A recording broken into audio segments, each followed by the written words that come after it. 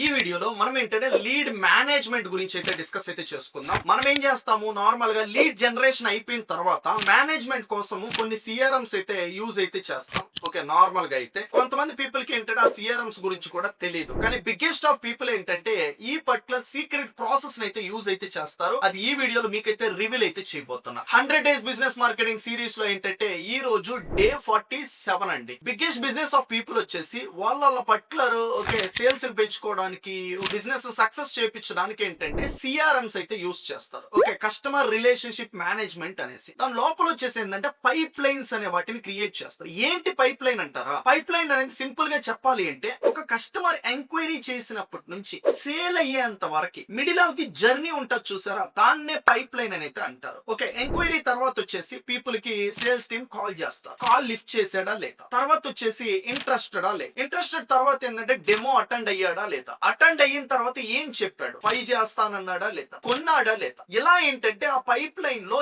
ఏ స్టేజీలో people అయితే ఉన్నారు అనేది ఏంటంటే క్లియర్ గా తెలుసుకోవడం వల్ల వాళ్ళకి నెక్స్ట్ ఎలాంటి మెసేజ్లు పంపించాలి, ఎలాంటి ఆటోమేషన్స్ చేయాలి, ఎలాంటి ఆఫర్స్ ఇవ్వాలి అని ఒక క్లారిటీ అయితే ఉంటది. బిజినెస్ అయితే సేల్స్ అయితే పెంచుకుంటారు. దీన్ని ఒక వీడియోలో మనం నేర్చుకోలేం కాబట్టి సింప్లీ అయితే సీక్రెట్ అని అయితే కామెంట్ అయితే చేయండి. In depth of the video ఏంటంటే మీకు షేర్ చేయడం అయితే జరుగుతుంది. So you all can able to grow guys. Thank you so much.